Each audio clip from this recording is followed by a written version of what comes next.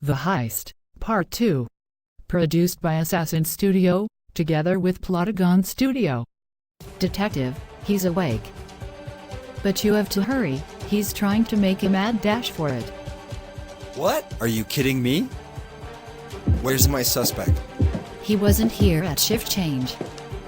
Lock it down. No one walks out of this hospital without me seeing them first. Now lock it down, and that's an order. Detective Ronald gave orders to the local police that was supposed to keep an eye on Teddy, and the hospital's security to locate him, but bring him back unhurt and alive. They began their search for the missing suspect. Find him.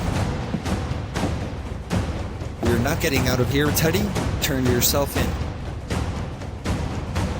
You're only making it harder on yourself. The longer it takes us to find him, the more charges gets piled on. Did you see this man? He went into the storage closet, down the hall and to the left. Then? Detective Ronald hears his name called over the intercom, stating that his lost property has been located and placed back in the patient's room. I have nothing to say. I want my attorney. That's fine, but if you jump out of that window, one of two things will happen. You're 9 stories above solid concrete, and nothing to break your fall. Suicide is a sign of guilt, which opens up conversation of suing your estate in a civil suit. You don't want your family to suffer, do you? No, of course not. Or you make it, and suffer before your demise. Either way, suicide doesn't prove your innocence, and doesn't fix the problem. Only you can do that. Allow me to give you a fair chance. Tell me your side. I'll take you to the station myself, and allow you to make the call to your attorney. Wait, hold up. You're really going to take me to jail? I had nothing to do with the heist. Let's see, what do I have on you so far? You trying to jump out of a window 9 stories up, evading law enforcement, tampering and fleeing a crime scene, high-speed chase, and that's to name a few. But I never told you why we needed to speak to you, but you know about the heist. We'll have to talk at the station, Teddy. Hold on, let's not make any rash decisions. What questions do you have? Maybe we can work something out. Detective, what room are you in? Wait, I'll go with you. But I need to write a note, please. It's something you need to know. I just need to give it to you before your partner comes in. Detective Ronald met with Officer Jacob in the hallway, giving Teddy time to write a note in private. What are you doing here? Came to see if you needed help. Thank you. I have everything under control.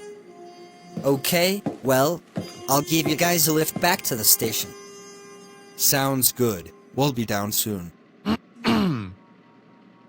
Officer Jacob, you can wait in the car. We'll be down.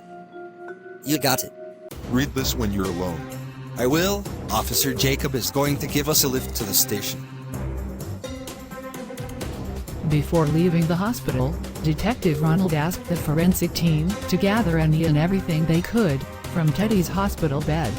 Teddy was escorted to booking area, while Detective Ronald went to make a few phone calls before making his way to the crime lab to see if there were any available results. Hey Doc, you get any hits?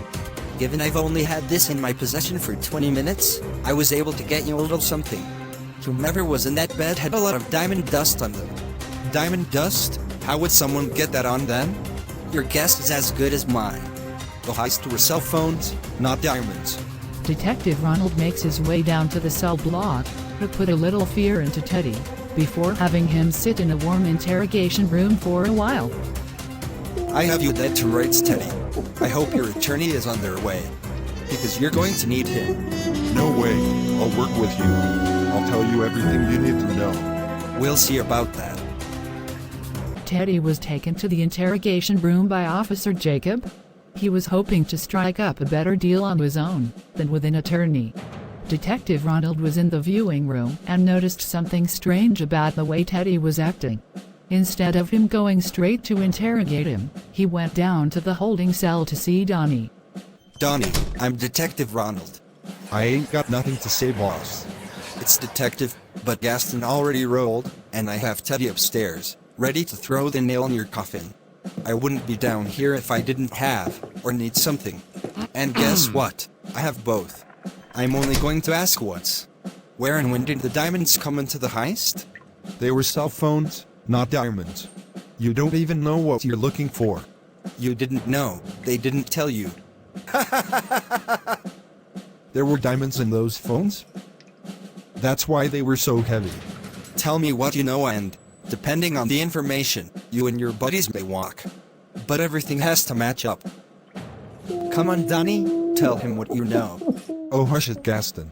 Let's put you to the test. You have a rat problem, detective. What? What do you mean? Come on, you're a smart man. Get rid of that rat, and I'll give you everything you need to know. Who's the rat? Let's cut to the chase. What do you have for me? Did you read the note? The note. I haven't had the chance. Then you need to hop on it, before everything slips from under you. Thank you for viewing an AssassinStudio production, together with Plotagon Studio.